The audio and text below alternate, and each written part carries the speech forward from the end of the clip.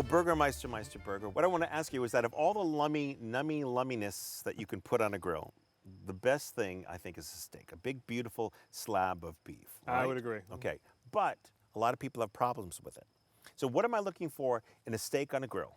It's really about two things. It's the outside and the inside. Okay. So you want that gorgeously brown caramelized crust on the Carnality. outside. Yeah, just On the outside. lusciousness, Okay. really. All the spices and the fat and the juice mingled together. You got it. And then on the inside, you want this just luscious red meat done to the perfect temperature. Whatever rare. you happen to... Medium rare. Okay, I'm with you That's on that me. one. And very often people get one or the other.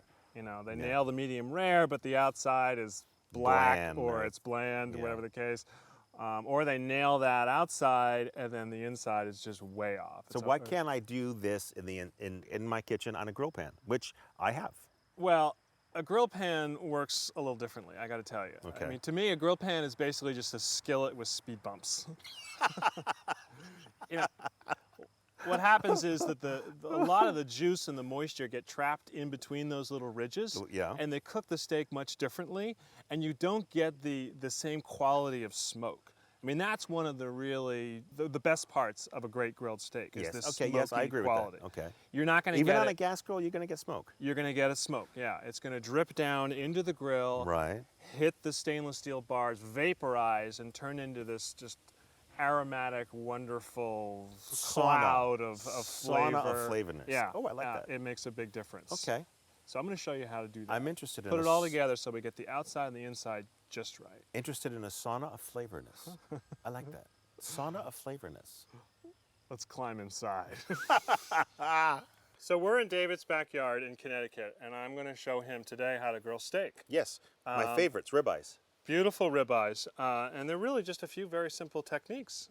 Are you ready? I promise in about 10 minutes you're going to grill like a master. Okay. So the first thing is really, of course, the steak itself. You know, you've got to buy good steaks. Ribeyes are wonderful because they have a lot of marbling, a little extra fat that keeps them juicy. I wonder why I like even it so if you much. overdo it a bit. These have a good thickness to them, and to me, that's really important because a great steak, I think, has a great surface and a great interior. Right. And if the steak is too thin, by the time you get a great surface, the interior is overcooked. Cooked all the way through. All That right? makes it, I've had that happen to me.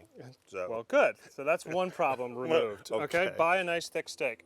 Second thing is to leave them out at room temperature, like in the kitchen, on the counter, for a Okay. good 20 or 30 minutes before you're going to grill them. Okay, now explain something to me, because I get a lot of people, at least Culinaria, writing in and saying, this says leave out till room temperature. That does not mean, correct, that we let it stay out to 70 degrees or 68 degrees, no, right? absolutely not. It just means to take the chill off of it at room temperature. Right. Okay, so Got that? I also like that time for seasoning the meat and oiling. It's something I've already done here. Okay. Because I find that particularly the salt begins to work a little bit on the meat. You know how salt draws moisture out? Yes, and yes. So you don't want to do that, you know, hours ahead of time. You don't want a dry piece of meat, but a little bit of moisture to the surface of the steak is the foundation for an incredibly flavorful crust. Okay. All right? Yeah. So 2 things so far, thick cut and salting and leaving out for 20, 30 minutes. Got that. That's easy. The next thing This is is the grill. hard part. Okay. Here's the hard part. No, it's really very easy. You want to grill over a high temperature to start. That's how you're going to get a good sear on it. So what's a high temperature? Well, What do we got? we're climbing right now to about 450. 450 to 550 is pretty ideal. Okay. Now with this particular grill, you actually have an extra burner. In the middle, yes. Yeah, this is something called the Sear Station. So this middle area of the grill is for getting things really, really hot. Now, do you do quattrelage? English? Grill marks? I got him, everybody. Grill marks? Grill marks, we have Hash marks? Yeah. Yes. Isn't that called quattrelage? Well, it is now. It is called a Yeah, quattrelage, I like that term. everybody. I do that, and I will show you how to do it on this grill. Excellent. How long do you preheat this? Typically about 10 or 15 minutes. Okay. Until it gets to the temperature you want. Okay. And that, by the way, is a very good time for cleaning the grill. When it's good and hot, all those little bits and pieces from last little night's bits dinner. and bobs, and you do that with the seal brush. That's right. Okay. So we'll let this get good and hot, and then I'll take you to the next step. Excellent.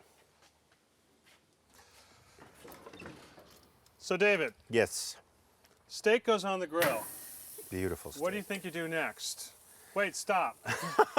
Okay. It was a trick question. Oh, it was. The answer is nothing. Nothing, okay. Leave it alone, all right? You see that smoke, you hear that sizzle, those are all Sizzle. good things. That means the meat is browning really nicely. The key now is to let the grill do its thing, and it works best with the lid down. Okay. All right, all that smoke is being captured now, and it's surrounding the steak. Otherwise, it's drifting off into your neighbor's yard doing you no good whatsoever. Bringing over stray dogs.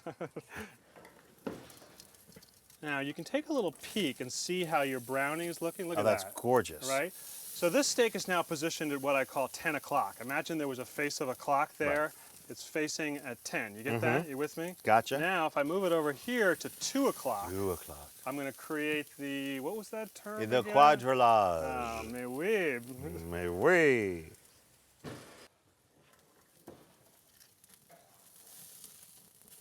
Ah, beautiful. Another minute. Okay, David, so we've seared it on both sides now. Looks great, right? Beautiful. If we were to leave it here for another few minutes, Which it has- many people do. which many people do, and they burn it. Yes, they do. Right. That's a good point. So that's why the sear and slide technique is so wonderful, because Sear now and you what? take Sear it, and slide. sear and slide it over.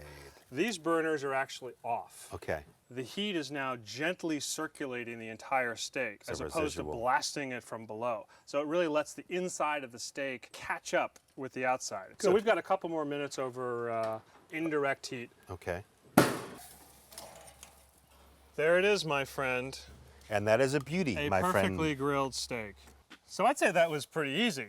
What do you think? It was, but you know, there's some things in the points that you said that I think some people don't remember. So go over them again for me. Okay. There's the, Well, as the meat itself, we Right. want a thick steak. yes. So that we can get a nice sear on the outside and leave the inside juicy. Okay. We want to leave it out for a good 15, 20 minutes, take a chill off of it so it cooks a little bit faster. And the salt it during that time so we Okay. get a little bit of moisture on the surface.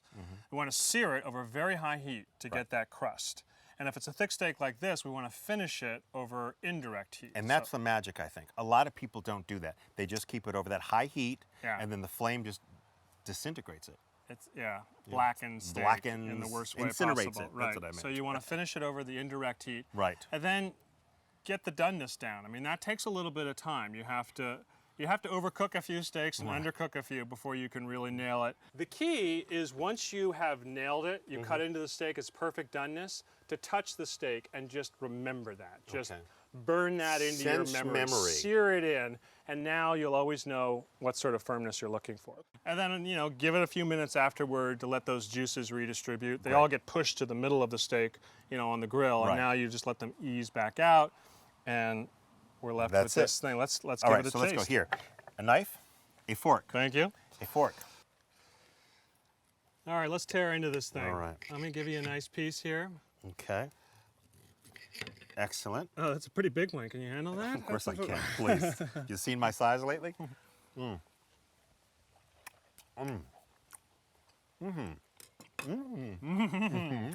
Beefy, salty, rich, smoky, caramelized. That's a good steak. Now you know how.